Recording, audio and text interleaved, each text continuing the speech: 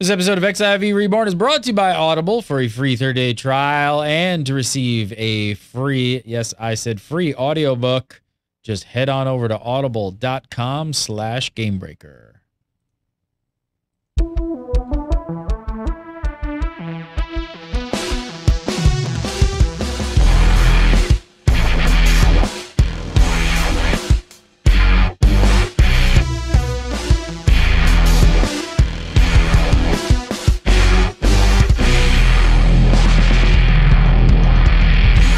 What's up, everybody? Welcome to XIV Reborn episode 15 for, I don't know, what is it? November something or other. 5th, 2013. There you go. You're watching Game Breaker. I'm Garlean, and coming up on today's show, Live Letter 9's official translation is now up, and it's raising a few eyebrows. We're going to talk about that. What's the difference with the PS4 version of the game, and 2.1 starts to look at the quality of life editions for the XIVs. All that and more, but first, Mr. Byrne, how are you, sir? Remember the 5th of November, Mr. Gannon. How could you forget? Movember, where's your mustache? Yes. Yes, I forgot. well, I shaved this morning. I forgot. And Michael Poveromo, how are you, sir? I'm doing great, and I have a feeling it's going to be a great episode. Episode. Oh, I did it again! Nice. Yes. It's a great episode. Thanks for pointing that out, bro. I'll try and fix it. Make sure you're recording, because last time this happened... Don't blame me. I didn't point that out. Who wants to record? That wasn't Who wants me. to record? Who cares? All No right. recording. All right, talk about some XIV stuff. Got a few things to cover really quick. First of all, know you guys are Final Fantasy fans, but we're going to be hosting a 2013 BlizzCon event along with Zam and WoW Insider. It is at the Annabella Hotel, which is not far from the convention center where BlizzCon is going down in Anaheim, California. If you guys live in the Southern California area and you don't have a ticket to BlizzCon, feel free to stop by the Annabella Hotel. You do not need a BlizzCon ticket to join us for the pool party. We will be live streaming live. That is what a live stream is. It's live and it's streaming from the pool. The live stream starts at 5 Pacific, goes to 11. You can watch it at gamebreaker.tv/live. If you saw our show 2 years ago at the last BlizzCon, we did the same thing with those cats, the Zam and the WoW Insider. It was a lot of fun. You should show up, regardless of what game you play, because it's a good time. So, we'll be doing that. Oh, and the other thing is Game Breaker Nation swag in the store now. I got a hoodie. I'm psyched. Hoodie! Game Breaker Nation. Friends don't let friends pug. Nice. Friends don't let friends pug. Go over to GameBreakerNation.com. You can order yours today. Okay, so let's see. First up, so we covered the highlights from the Live Letter 9 right after it happened, as soon as it kind of hit. But today we're going to take a look at some of the more detailed items. A big topic that keeps coming up is the economy. Yeah. You guys both talked about it quite a bit. Yeah. Here's what the translation says. So it says, the hotfix that occurred on Tuesday, October 15th, added ways for Guild to enter the economy. So we'd like to monitor the situation for a while, especially since the economy won't function if the players who are battling don't use Guild. One other problem is that as gathering classes level up, their gathering yields will increase, resulting in more materials flooding the market. I assume this was when they made monsters and instances actually drop Guild, right? More than one. Yes, they used to drop one gil. One. Now we're one gil. Now we're seeing around 50 gil a pop. Honestly, like Saturday, a couple Game Breaker Nation peeps and we just chain ran Wanderer's Palace and AK for probably 6 hours on Saturday, and you get out of there with about 20k gil for 5 or 6 hours worth. So it is a nice little free money for something you're going to be doing anyway. Whether it'll fix things long term, we'll see. I don't know. It's been a few. So where are you guys seeing the economy now? Where's everybody standing? Because you were really nervous about it, Burnsy. Yeah, I'm still a little nervous about it. I like the approach that they're taking, that we're gonna have a money crisis almost, keep us on the verge of a money crisis, and keep adding until they have a nice stable economy, rather than inflate the hell out of everything and make money meaningless and try to rein it back in. But there's still issues, and I think there's some wells of money that are now starting to dry up, namely the influx of money from massive amounts of people running from 1 through 50. That money's kind of been recirculated through the marketplace. So it's still going to be interesting to watch. And there still are concerns. I think they're going to have to add a few more fountains, but I like the approach they're taking with it. What about you, Mr. P? Are you nervous? How you feeling a few weeks after we've talked about the economy? I mean, it's really hard for me to notice it as much as non-legacy servers, because our servers came in with a lot of gil. I know plenty of rich people, so I don't think there's ever going to be a time where I can accurately, analyze the economy, just because the economy on our servers are just so vastly different. On our server, it's fine because there's so much in the clouds already, and there's a lot of wealth to be shifted around there. But I still do worry about the non-legacy servers, because sure, 50 kill a monster is okay, but if that's really the majority of what's driving it, it's not really a lot. He's like, on my server, we're all super rich. We're so all really very posh and rich. I'm really poor. We so have gil just laying around inside our in-rooms. We don't burning even know it. what to do with it. My maid didn't show up today and make my bed. That's how much money I have, and I don't care. No. What's the plan for these gathering items? Yoshi P mentions flooding the market. What's the deal there? Housing. Yep. Going to be able to make a lot of different housing housing items with them, just to give them some sort of purpose, so that it's not 90 stacks of 99 copper ore for 1 gil each, because there's almost there's so few things that you use some of those low-level items for, and people kind of just level up so fast past them that they're just there. They're just there in the market. People end up vendoring them for the most part, or you sit there with them in your inventory space saying, I think I'll need these at some point, but you never do. But you never do. Housing is going to be the biggest money sink ever. It's going to be a huge money and material sink, and it needs to be a material sink. I'm totally on board with that. But this is it's gonna be a big time money sink. So that's when it's gonna be really interesting, is post 2.1 and free company housing, to see what the economy looks like a few weeks after that. So the next thing up on the live letter is quite interesting. So we talked last week about the XIV hitting the 1.5 million registered users, and as Michael Byrne reminded us, totally useless number. Totally useless number. But actually, now that we've got the fully translated letter, it actually talks a little bit about subscribers. So when asked if the number of players logging in is decreasing in the game, Yoshi had this to say. He says, as XIV ARR is a subscription-based business model, naturally there will be players who will not play anymore once they finish the main scenario. MMORPGs that launched after 2008 with a subscription-based model retained a maximum of 35% of their users during the first month of subscriptions. However, that was strategically planted for spin. XIV ARR has surpassed this number by a wide margin. That's not to say that we're satisfied with our current figures, and we'd like as many people as possible to subscribe and play the game. What do you guys think? Does that retention number after the first month sound right to you? 35%? Now, that's after the first month after launch. The game wasn't available to be bought for several weeks. So I wonder if that's throwing off that number a little bit. I feel like I'd be more interested in how many people subscribed after their free month. I think that would be a more interesting number, but just the first month overall, I don't think it's really great. Yeah.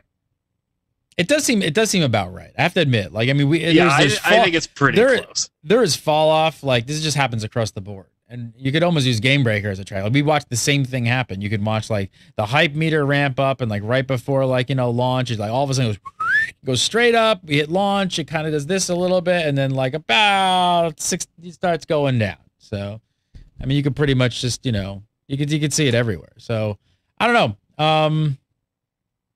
I think it's kind of accurate. I wonder, he's saying XIV beating by a wide margin, though. That's kind of interesting. I mean, that's the interesting part. How wide do you think they are beating it, or that they're being kind of generous with that terminology? I think the terminology is really, really weird, actually. It's like, when you say wide, now it's just like, we're beating it by a pretty good margin. Then, okay, they're probably beating it by a couple percentage points. We're beating it by a wide margin. Okay, now we really need to define wide. And one of the things that isn't here because it just broke today was Square Enix adjusting their 6-month forecast from April through September based on the overwhelming, unexpected success of Final Fantasy XIV. If you didn't check it out on xivnation.com, check out the story, because they were forecasting losses, and now they're forecasting profits for that period. So big. Wide's got to be pretty big, I would think. Like maybe a 50% margin. Shareholders are popping bubbly. Yoshi P's got strippers and champagne right now. He's like, woo, we just saved Square. We went from loss to profits, bitch. I'm the man. He's I don't know. I think Wide's probably trending around a 50% retention, maybe. That's what to me, guessing? That's a wide margin that's probably pretty reasonable and sticks with, the server population I'm seeing when I'm playing. Does it feel right to you, Mr. Happy, about like looking at just server populations? Does it kind of feel like maybe about 50% retention? Yeah, I mean, I still have to wait for queues most of the week to log in during peak hours, and to me, that since they've raised the server size, seeing a queue is a pretty good sign since then, since they were far less common. And the queues are still about the same numbers. It's never really high. It's usually just maybe a double digits, but just barely, maybe 20 people at maximum. But it's still a server queue, and if it's happening across the boards, then it's a good sign overall. All right, so I guess the only thing that could have really countered that is if they get some of these patches out a little faster. They need to get this. It's really is the big. Do you think a lot of the drop off is the gap right now between like content? It's definitely the gap, and people like Mr. Happy and your free company, you're shit out of luck for a while, brother. I mean, you've already beat the hardest thing in the game, and patch 2.1 isn't bringing anything harder to you. It's bringing new content, but based on what you've already accomplished, you're going to storm through it just for the sake of wanting to see what it's all about. So you've got till 2.2 before you're adequately challenged with something PvE-wise again. So I hope you like the Crystal Tower in PvP, because the free companies that blew through everything and are now downing turn 5, they're the ones that get screwed the most here. I got a limit here, but it actually came up at dinner last night with a couple of people who were talking about Final Fantasy, and I don't know. Do you guys think that? Do you think that they kind of even almost? You're probably gonna say no, but I'm gonna guess. Do you think that they possibly overtuned the final encounter and the turns because of the gap, because of the lack of content there, that they wanted you to bang your head on it like for a little bit longer and kind of gate that content? Because if you guys would have cleared that a lot earlier and a lot easier, you'd really be sitting a long time with really not a whole heck of a lot to do. I don't think that, and a lot of people, can debate it whether or not they overturned one mechanic in particular, because they wanted to hold us back longer. I don't think they did realistically, and Yoshi said it himself, they've never designed a fight anything like this. They never even had a game that gave them the availability to do it until now, really. 1.0 had things that were holding them back. 11 had things that, held them back from doing anything like this. So, more or less, I think they took it as a prolonged learning experience, and they wanted to see how much they could get away with, almost, with the players, because... What do you mean by that? They wanted to see... Because, okay, so if you think about this. the game has no add-ons or anything, right? And we all know what happens when add-ons come. There's always some sort of add-on that adds some sort of boss mechanic thing that calls them out. There's none of that here. There's almost no visual cues other than potentially a little ringing above your head about what's about to happen to you. There's absolutely no way of knowing how to counter a mechanic, and they almost wanted to see how much of that they could do before the player base really started lashing back at them. And there was a lot of flashback with Twisters, people saying it's not clear enough. I have there's nothing to progress here. There's nothing at all. There's nothing to learn. It just blows up. We don't know why. And I think if not for all that lashback, they would have left it as is. If there was any sort of visual cue at all about how to avoid it, they may have just left it as is. Because there wasn't, they had to sort of take it, okay, we have no visual cues. We can't do that. We can't have no visual cues and have a mechanic that completely causes people to rage on our forums for months on end. And they know they probably can't get away with that again. And they probably won't for much longer since add-ons are less than, probably like half a year away. Birds, I know you're not on Coil, but what do you think? I mean, do you think that they could have overtuned it? I gotta disagree a little, actually. I think there was definitely some intentional over difficulty tuning on turn 5, given the fact that, remember, Mr. P, the Mr. Happy there, the Crystal Tower was supposed to be part of launch. Right, and was backed out due to difficulty tuning that they wanted to mess with. So I think there was definitely incentive of going, oh crap, we're going to hold back a pretty big piece of endgame content that we wanted to have ready for launch. What can we do to lengthen what we have a little bit to buy some time? I wouldn't be surprised if there was a little, okay, let's tune things up a little bit here, and that's why we're going to talk about it later. As soon as this thing gets beaten, okay, let's tune it back a little bit. Somebody's beating it. Let's tune it back a little. I wouldn't be surprised if that happened, Gannon. He's not buying it. All right, so let's talk about some housing stuff. The big chatter of the live letter. So new housing obviously was a huge topic on the live letter 9. We reviewed quite a bit of it. I think it was a show or two ago. I can't remember.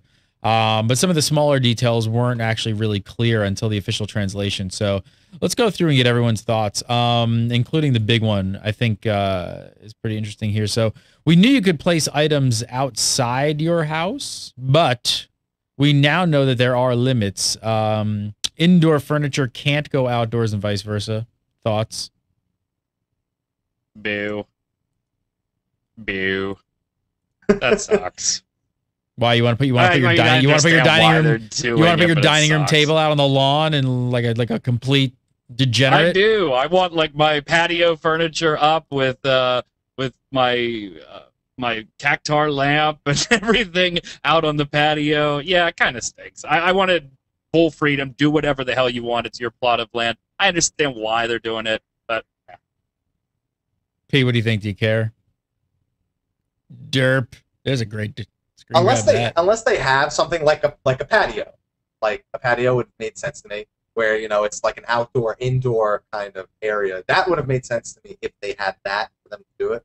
But without something like that, I don't really see how much sense it can make. Unless you want to make it look like a restaurant, you want to put like chairs outside that people can sit on just to hang out. And I'm sure that I don't know. I'm 50-50 about it. I feel like it could have gone either way with that one, really. Burn just wants to do anything and everything all the time. I do. What's wrong with that?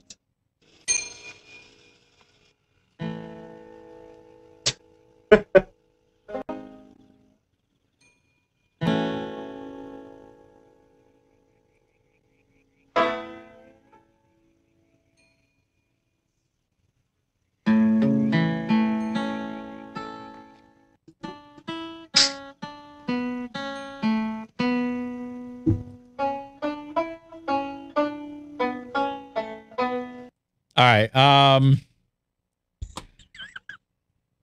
So number-wise, 2.1 will come out. It's going to come out with about 180 interior items, 40 exterior items, more items coming after 2.1. Pretty good amount of stuff. Yeah, it's not bad. Any objections? Pretty good. No. A lot of room for some very ugly interiors, that's for sure. So what artwork is going to be available to frame and hang in your house, but he pretty much ended the conversation about hanging screenshots in your house. Yeah, that was one that, like, for multiple live letters was like, well, that'll be a really good idea. We'll look into it. That would be a really cool idea. Yeah, let's look into it. Then the official translation came out on this one. It was, yeah, we are not doing that. Never mind. We're not letting you create free company symbols like that, so therefore we're not letting you do screenshots. The Mike Byrne man cave of porn is not going to happen. Yeah, that's exactly what I wanted. I was like, let's deck the GBN free company house in porn. Gary won't have a problem with this. Boobs everywhere. They watched one game of Counter-Strike and said, no. Yeah, we can't have that. We can't have that. That would have been crazy. I don't know how anybody thought that was actually going to happen. They would be like filtering screenshots or whatever. So here's a big one though. We've all been looking forward to our houses in there. Sometime after free company housing comes in 2.1, your own personal housing. Well, guess what? It may never come. What? Yeah. I knew that was coming. That's why I didn't say anything. Just like, wait for it. What do you mean it may not come? I know, right? It took 2 read-throughs of the translation before I actually like processed that line, and it was the very last line. It was like, you know what? We're gonna put this at the very end of a too long didn't read, and hope nobody sees it. And it was the second time through that I was like, wait, did he really just? Yep. Wow. Yeah. What? So for the last question, all the way down at the bottom of the translation, they asked Yoshi P. He was asked, when will individual housing be implemented? Pretty simple. Here was his reply. He says, it will be around half a year after patch 2.1's release. Currently, we are split between implementing a personal room within a free company house or personal housing. Since the decision will have a huge impact on how many additional servers we'll need to prepare, we have to carefully consider the balance of the housing system. We believe it will take roughly 6 months to have everything planned out and prepared. So, kind of a wild comment to, just that it slip in there at the end there. I'm watching chat room while I'm reading this. Like, what? What? Yeah, it was easy to overlook. It really was easy. Because it wasn't part of the live translation, because it's very oddly worded, so I would have waited for the official one too. And then even in the official translation, it's just hidden at the bottom. Here you go. By the way, it's not going to be until 6 months after 2.1, which that sucks by itself. And then the other is, well, it might not even be a house. You might just get a room in your free company joint. Ugh. So what do you guys think? I mean, what do you think about the free hippie, the commune here? Everybody live together and just be happy and free in your free company with your little room and your bedroll. And here's yet another place where Mr. Happy and I disagree. Oh, I'm not happy. I wanted personal housing. I mean, don't get me wrong. I prepared a free company to get a free company house of my own, but I had the intentions of selling that deed for a personal house at some point later on. I had every intention of participating in personal housing, and I am disappointed. Can I understand server-wise why that might be a problem? Sure. But they did say personal housing for a pretty long time, and then to slip that in there, just like, as you said, I completely skipped over it because I was like, oh, I already know what's going on with personal housing. I don't need to read this question. It's just going to come down in a couple months. Sure. Nope. Byrne, you seem pretty upset about this. I mean, you don't seem like you're going to be just okay with like a room in the free company commune. No. And one of the reasons is, like Mr. Happy said, it's been a personal house for so long now. Multiple live letters and dev letters and everything. It's been personal housing, personal housing, personal housing. And this doesn't totally rule that out, right? It says we're divided. We're still talking about it. And there's server considerations, so it could still be personal housing. I think if you turn around and go free company room right now, that totally changes this to not be what was talked about all the way up until now. What if you're not in a free company, right? So now you're totally shanked. You don't get personal lodging of any type. And then there's other considerations like the selling of the deeds and things like that. And what if your free company disbands? What you have to tear the whole house down to disband a company, so what happens to your room if you're not a part of that or you're not online for a month. There's a lot of considerations. I don't like the room. You got to spend the server space anyway so that nobody can walk into my room. So give me a house. Give me a little bigger area. Well, it sounds to me as if you're kind of rolling it up with the server technology situation. It's not as simple as you're sort of saying. Like, you know, it sounds as if it's definitely not. You know, I'm oversimplifying it a little bit, but there's server spends here either way, and I'm sorry, I love the game and everything, but I'm getting really sick of almost every dev reply being, well, we got to worry about server space, and we got to worry. It's like in every damn post lately. What if they did, going back to the free company thing, what if they gave the ability, and this is probably a whole nother system, but what if they gave the ability for free companies to kind of rent out rooms and things like that, almost like a hotel? So if you're not in a free company, you could still actually get your own house, a room. That'd be pretty funny, and even funnier when the people have to rent it out, and then can they edit it? What do you think? Would they be allowed to bring their stuff into the rented room? Yeah, you know, it's your room, paying for it. I'm gonna put my damn leg lamp up. But at that point, they might as well just make it so just for, you know, Mr. Burns' safety, like he said, what if you had a bunch of stuff in that room and what happens when it gets dismantled? At that point, they might as well just let you edit your in-room and then have whatever you do in there carry over to the personal room in your free company house. Exactly. That way, at least it's just a copy of whatever it is. Personally, I don't know how they do that, but it seems like a fair thing to do, so don't run into any problems. So depends on how big the rooms are at this point, because if I'm gonna have to deal with it, those rooms better be a pretty good size, and not just to a Lalafell. They need to be a pretty good size for everyone. Yeah, I see some ERP now, I would totally be in favor of 1 hour rentals. Yeah. What happens, like, Gary Gannon starts every Wednesday, he goes and passes out eviction notices to people that haven't paid their free company room lodging. I would totally be in favor of... Your hour's up. Your hour's up. Let's go. Move along. You're paying a little bit more. I would totally be in favor of making your in-room just your room then, not tying it to free company housing. If we're just going to do one room, then make it the in-room that everybody already has. It's already server space you have allocated, so let's... and everybody's got their own, so let's do some things with that. Oh, God. Are we really kind of like thinking that if you do get a room, it's going to be like the in-room? Because that's kind of lame.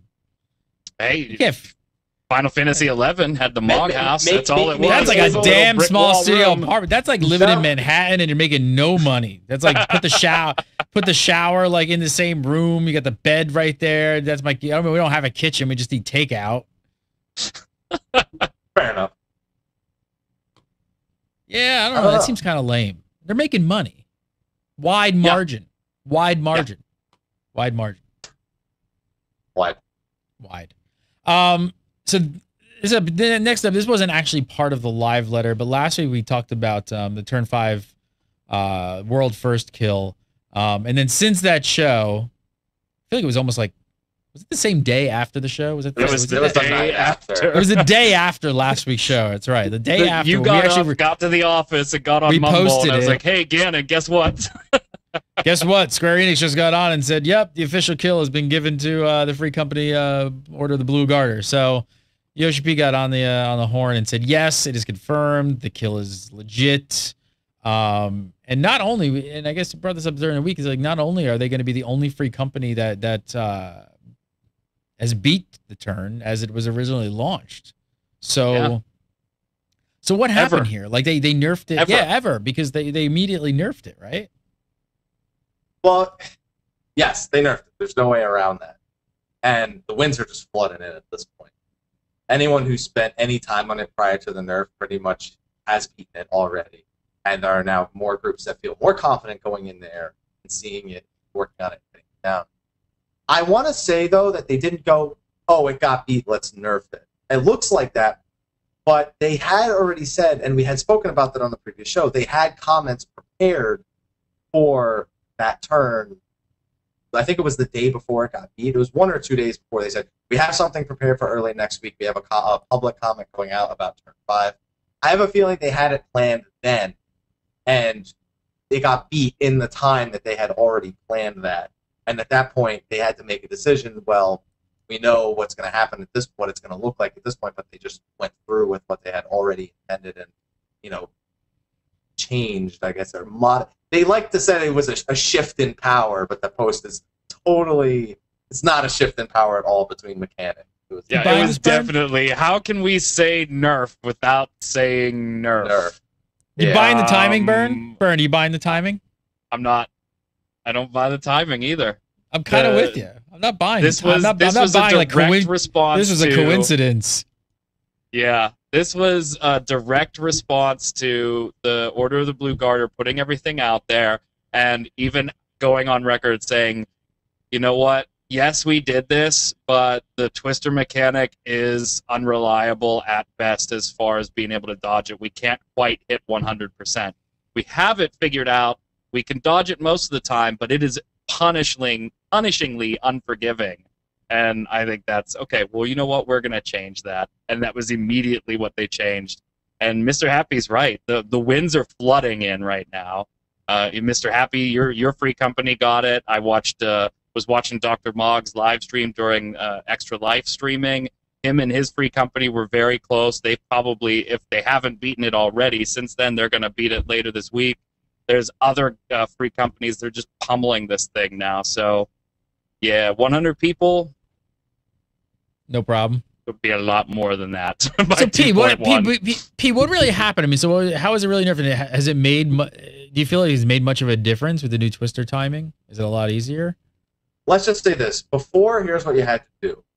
There was, when it started casting, there was a circle around you, and there were areas that you can stand out. If you left that circle while the spell was casting, you're dead. Guaranteed. If also within the circle, you could never retrace your steps. And then you also had, and it also had a later spawn time, because it wouldn't just say, okay, as soon as it starts casting, that's where it's going to land. It's going to follow you up to a certain point to cast, and then it'll lock onto a location and land. And so you had to move within that little circle and not ever retrace your steps once, pretty much, or you were pretty much going to die. And the circle, there's no way of telling what size the circle was. There's no way of telling at which point the twister actually stopped following you. So that, in the end, led to it being, hey, this is impossible, and people couldn't figure it out. You had to go through all of that thought process before. Now, just move. Just don't be in the same spot, pretty much. And that's what leads me to think that there was no way they planned this ahead of Blue Garter's kill. They were like, you know what? A lot of people are having problems with this. Nobody's beaten it yet, so next week we're going to nerf it to the point where all you've got to do is drop your controller, and that will cause your character to move. It was definitely in response to the first kill that the change was made, not pre-first kill decisions. Somebody go make a website. I want to know how keeping track on this 100 number and this prediction number. I want to, like, when guilds beat, I want to everybody check in and see what do you. There's actually that's got to be crushed already. Oh yeah, it already has been. Oh, it's crushed already. Yeah. That's I think so. 13 groups. That requires 13 groups to beat it to get over. Oh yeah, then it has. That's and I can think of 4 groups that I've seen do it, and one that I almost saw do it that's probably done it by now. So there's 5 right there. We were 4th or 5th. I know we were 4th or 5th by the end of it all. I know 2 hours after the servers came up, the second group beat it. And I know personally some groups on other servers that only took about 30 minutes to an hour to get past the entire fight as soon as Twisters were nerfed. People, at this point, once you've nerfed it, maybe it wouldn't have been so bad if they had done it the first week people were in there, when people were still in item level 70 stuff, and some groups were still even in item level 60 stuff. I've even seen some groups with Aurum Veil earrings and jewelry on in turn 5 at that point. Maybe if they had done it back then, it wouldn't have seemed so harsh. But after all the time groups put in already, to not even give them the chance at that point was, and take, we spent a month and a half on it, learning it, and then 2 hours after the nerf to actually learn the new fight, quote unquote. It was just, it's only going to look unfair and unreasonable to the people who had already put the time in. For all the groups that are now progressing through it, they can progress through it and enjoy it at a rate that's good for them, and it's good for everybody who actually wants to. Are the it's still groups a hard fight. Oh yeah. But are the groups are the groups a little bit bummed that you're not like kind of in the group of we did it on super hardcore, like, you know, unnerfed mode? Yeah, and I can't even say we didn't get the chance. We had the chance for a month and a half. You know, I can't say we never had a chance. It's just unfortunate that, you know, after Twister Details had surfaced, any group that hadn't figured it out now was like, they wanted in on it. And then it was just taken right away from them. So it's really just a matter of time invested versus it then being a quick. Guess how long it took to do turns 1 through 4 twice and turn 5 after the nerf? Yes, How long? Gary. How 2 long? hours. Oh, really? 2 hours to do 1 through 4 twice. Twice? With people going for breaks, you know, going out for smokes, getting a drink, getting That's food, it? all that, and then turn 5. Yeah, once. Turn 5. Wow. And now All these are the players, Gary, that are screwed until 2.2. That's, I don't know. I wasn't even going to ask the question. 2.1 Like, only offers what are you cool doing? stuff for them to look at, but it's not going to hold them over.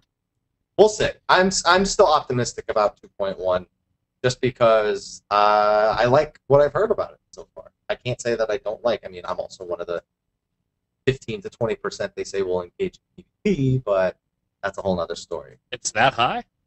Yeah, that's their expectations. 15 Move to the 20%. decimal. 1.5%. I think they're All right. inflating that by a wide margin. Wide margin. Yes, I agree, Mr. That's Bird. All right. allegedly. I want to talk about the PlayStation 4 version, but first I want to tell you guys about Shutterstock. If you guys have not checked out Shutterstock, do not wait. If you guys have a website, a YouTube channel, anything on the internet, you need to check out Shutterstock.com. I want to save you guys 25% off just by using the promo code GameBreaker11. You do not even need a credit card to sign up today. I was looking through some more artwork for the Gamebreaker Nation to build some banners and stuff. And check out this artist I came across. This stuff is awesome. This is just some of the artwork I'm looking at on Shutterstock. I mean, there's vector artwork, illustrations, photos, video clips, all kinds of stuff. This person's stuff is great. And then you could like find similar images. I'm thinking about taking these off the parchment paper and like building some really cool banners for the website and stuff. Just these cool helms. This is just great stuff. I mean, if you have a guild website, this stuff would look awesome. Some sketches and concept art. Really awesome stuff. That's just, you know, all kinds of icons. This is a pretty cool fantasy warrior. Break that off, put that on black. There's your website, man. That's some great stuff right there.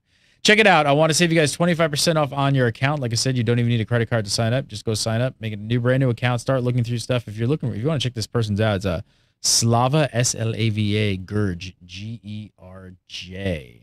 Great artist. And those are actually those are JPEGs, but they are gigantic. So this one comes in at 4,416 by 16 or by 6,000. So it's like 300 DPI. It's so you can like resize it in any way, shape, or form that you would possibly need. That is clearer resolution than real life. Exactly. You can put that in like a 4K movie. It's like 4 times HD.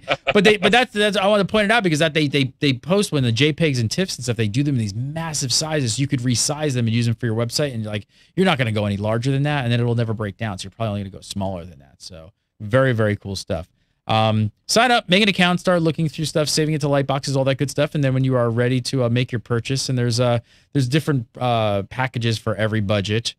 I want to save you 25% off on your package. Just use promo code GameBreaker11 as your promo code, and you'll immediately save 25% off. So support GameBreaker by supporting our sponsor, Shutterstock. Thanks so much for having them on. I love having these guys on.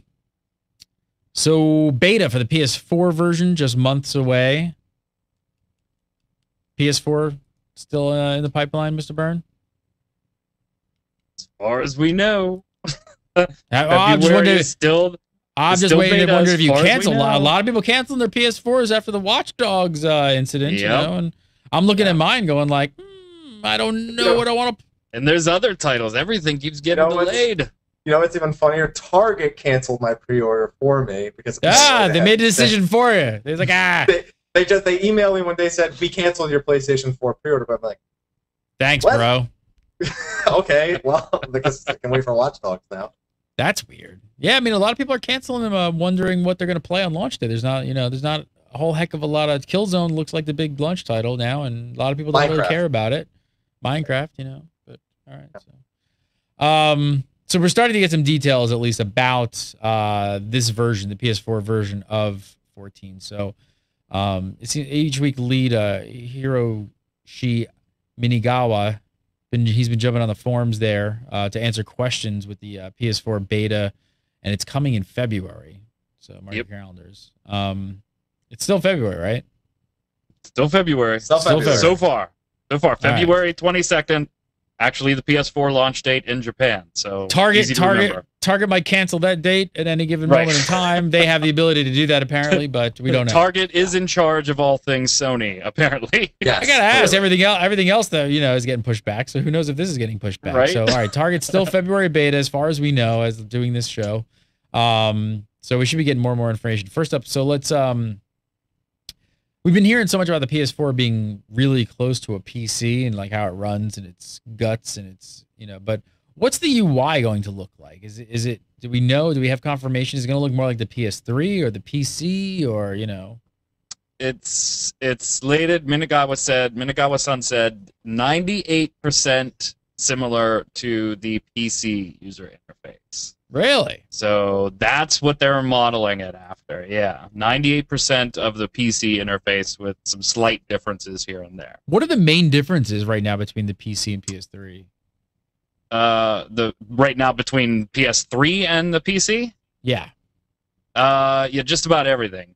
The resolution capabilities are locked at 720 on the PlayStation 3 currently.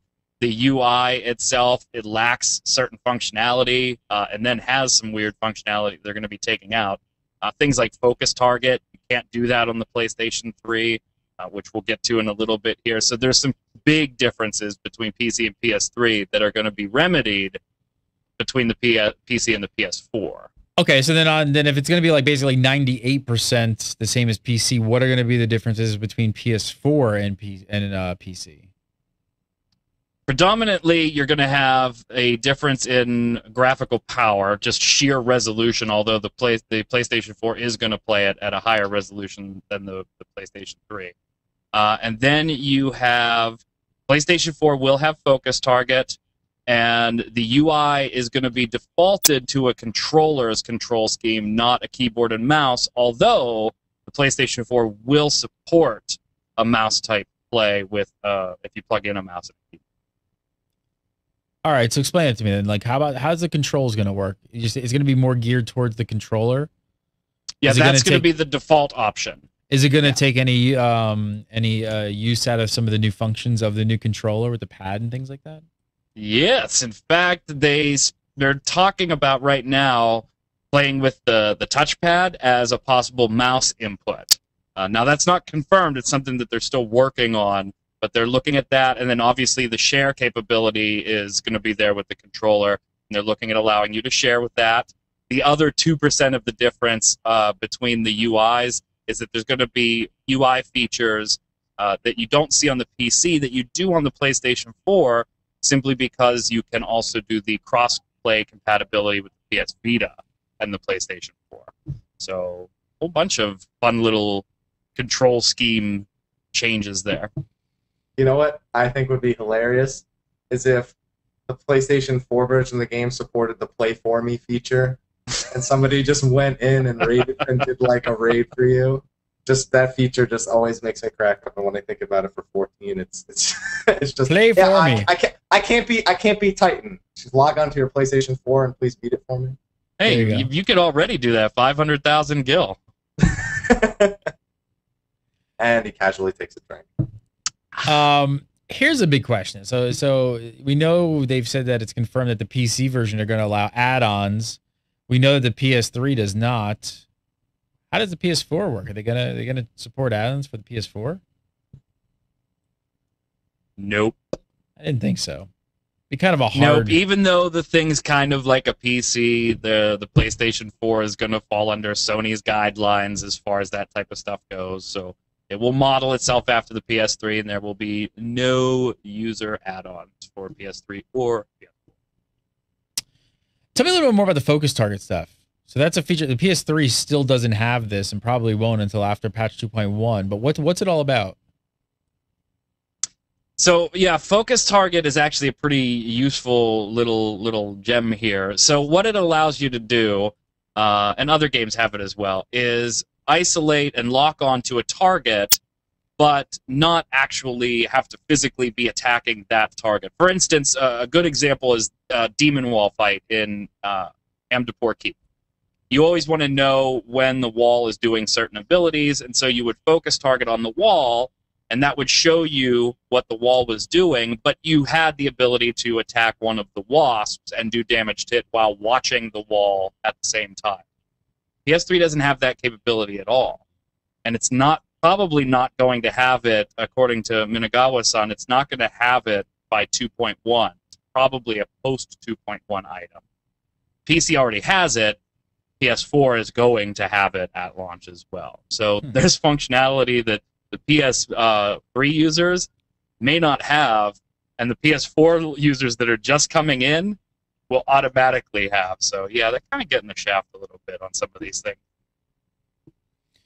All right, let's talk about some of the patch 2.1 quality of life stuff and all that good stuff. There's been a bunch of stuff on the forum. So players are asked if macros can have some timing options opened up a little bit. Pete, do we know about this? Are they getting what they want? Are they going to open that up at all? They said, well, it's very possible. They don't want to fall into the Final Fantasy XI mode of macros, where it becomes the most optimized way to play the game. Basically, if that was possible, you could have a macro do your entire rotation, like the most optimal form of your rotation, and just press it. And they want to avoid being able to do that, so it's only integers right now, and they don't really seem interested in actually taking the initiative to give us that extra decimal point. And all right, so Burn, what about this? And this is a huge thing that people are talking about. They want a quicker gear comparison tool. So what does the current system do? And I don't know, are we going to see anything happen? Any kind of enhancement in 2.1? Well, the current system is kind of awful. You have to open up your gear in your bag and kind of mouse back and forth and highlight over it, because the only default comparison that it gives you by highlighting the new piece of gear that you're interested in is the core stats, its defense or attack power. It'll give you a plus-minus difference there. But it does nothing as far as comparing, this gear gives you more intelligence and spell speed, this one gives you more accuracy. It does nothing for those substats. So it's pretty sucky right now. They are going to enhance that. They're aiming for 2.1, but that's also one that could slip past and be in a patch very shortly, like an update hotfix type thing after 2.1. All right, so what about a sort feature? Where's that? Yes. Yes. What's going on with that? Are we going to see that? Yes, we're going to see that as well. Along with a right-click blacklist feature as well on names. So some of the quality of life things that everybody likes to complain about, we are getting addressed finally. How about colors of names, players' names, changing colors? Look at me. How badly do I want that? How badly do I want it? I can't. Just add colors. Give me a colorblind option, please. I'm helpless and I need help, please. Fix my eyes. Well, this is people calling out for more color. That they want the names of people that are in their free company to show up in a certain color, and people that are this to show up in this color, and this color, and this color, and this color for all these different conditional formats. No, we're not getting that. So, Not Mr. Happy, happening. you win on this one. We're not getting more colors. But see, more colors would be okay, because then I could just make them colors that I could actually distinguish, not light green from white. What about this? This is crazy. This is on the forums. So people apparently aren't happy with the Crystal Tower in 2.1. What the heck is going on here? I thought people would be like freaking fanboying out. Why? What are the problems? Why are people having problems with this? Try to stay away from the forums. You know, Mr. Byrne. I don't understand the animosity here. I'm like totally fanboying out over 2.1 and all the potential bosses we could see there and all the future things we could do with the Crystal Tower and stuff like that. But there is a certain section of the audience that This is rehashed content. Even though it's not been done in this MMORPG before, it has been done in Final Fantasy before, therefore it is rehashed content, and they would rather see something new. And while I can certainly think that, okay, I can understand where you're coming from, it is new. It's a theme that's been done before. The content itself is totally new. That's like almost saying that the entire IP has been rehashed. Right? Like, it's not like Final Fantasy bosses across like the single player titles had like these crazy mechanics. It's like, oh, every boss has Firaga, Blizzaga, Fundaga, and then they do like one and thing. Obviously there's a small segment of the audience too that's kind of upset that this is not harder than Binding Coil. That's probably a smaller portion, namely the people that have beaten Binding Coil. But yeah, so not to mention that the whole game is fan service, right? You've got your Magitech mount, your Chocobos. We've got lightning coming in roughly 9 days by most people's calculations. So it's total fan service to begin with. Stop complaining. Just play it. I can't wait. Listen, you thought Duty Finder had given you troubles before? If Crystal Tower is going to still be in the Duty Finder, that Game Breaker Nation swag is going to go off the chain as soon as that happens. Stop whining. All right. Viewer questions today are brought to you by Audible. For a free 30-day trial and to receive a free audiobook, just head on over to audible.com/gamebreaker. Yes, I said you can get a free audiobook. Just use that URL. It's not Final Fantasy, but who doesn't love me some Star Wars? Star Wars, Spectre of the Past. Let's give it a listen. Roar in from behind them. Cutting tight to the Chimera's command superstructure, they passed over the forward ridgeline, raking it with low-power blaster fire, then split smoothly out in 8 different directions. Corkscrewing out and forward, they kept up their fire until they were out of the Star Destroyer's primary attack zone. Then, curving smoothly... There's actually a ton of Star Wars books here on Audible. You guys check them out. That's just book 1. Star Wars The Republic stuff is on here. You got Star Wars, a ton of them. Just check it out. Go over, search Star Wars. There's a ton of, like, let's see, Heir to the Emperor. They're all in Trilogy Book 1. I do not want to chat with you right now, Audible, but thank you very much for the awesome customer service of the chat box. That's a fantastic trilogy. It is, right? The Timothy Zahn is. Yes, it is. Yes, it is. Yes, Grand it is. Check Admiral it out. Thrawn. You can download this today just by going to audible.com/gamebreaker. Sign up, make a free account, download the app to your iOS or Android device, and get to downloading yourself some Star Wars this evening. All right, so let's do some viewer questions. Viewer questions. First up, UCEDT. I think that's your name. Something like that. Use got the DTs. The detox. So that's what it is. Use got the DTs. What gear is the best in game? Which is better, AF2 coil gear or 2-star crafted gear? Mr. P. There's actually a pretty big debate about, I mean, on a per job basis, it changes for each one. Whether coil has a piece that's best for you or AF2 has a piece that's best for you. But when it comes to the accessories, some people are suggesting that the 2-starred crafting pieces might actually be better, just for the freedom to meld stats that may not be available on the higher tier gears, might outweigh stat increases that you actually get. I haven't done all the math, so I'm just going to go ahead and say that it's all AF2 and coil gear. You want a mix of it, unless you're a bard and then you just need it all AF2. And I'm going to say it's definitely AF2 because that's not even in the game yet. Yes, exactly. Come on, let's get the names right, gentlemen. I don't want to go with this whole, please, we're not going to get into semantics with AF 1.5 and calling it relic gear. Semantics, you know. He asked AF2, so yes, AF2 is clearly better. Next up from Diobody, he wants to know, do you think we will see any additional content coming with the Lightning Fates coming on November 14th? What do you think, Mr. Byrne? Additional content. Yeah. I think we're going to see some additional fates added in and around the whole lightning stuff, not just the lightning plot.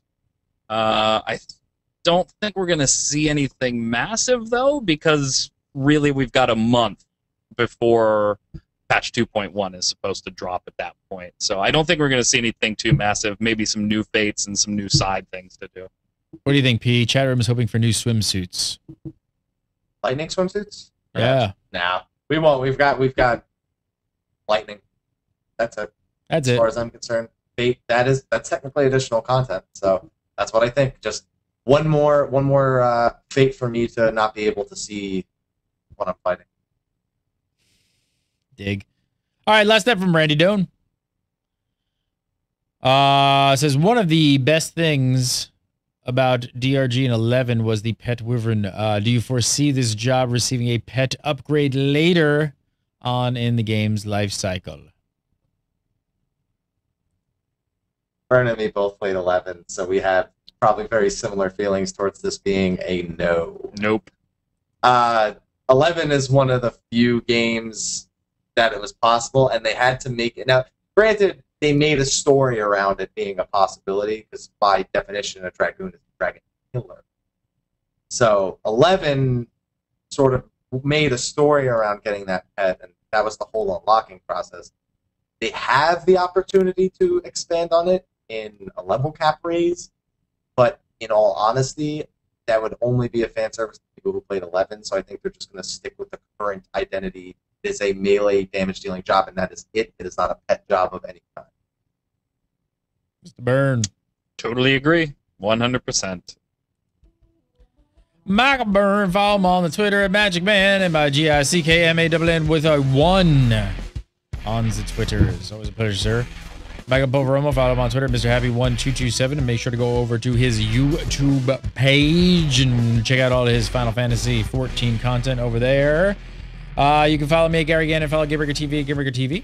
And don't forget to come over to XIV Nation and sign up for the GBN. The Final Fantasy XIV division of the Gamebreaker Nation is kicking. Aetheryte race right after the show, pretty much. Yes. Get on over there. Go to GameBreakerNation.com, sign up, join the Gamebreaker Nation. I guess we would call it division, faction, wing, guild. I don't know what you would actually call it within the Gamebreaker Nation, but there's a lot of people playing Final Fantasy XIV, so get your ass over there. We do the show live every single Tuesday at 4. We'll be back next week for more. See you next week. Thanks for watching.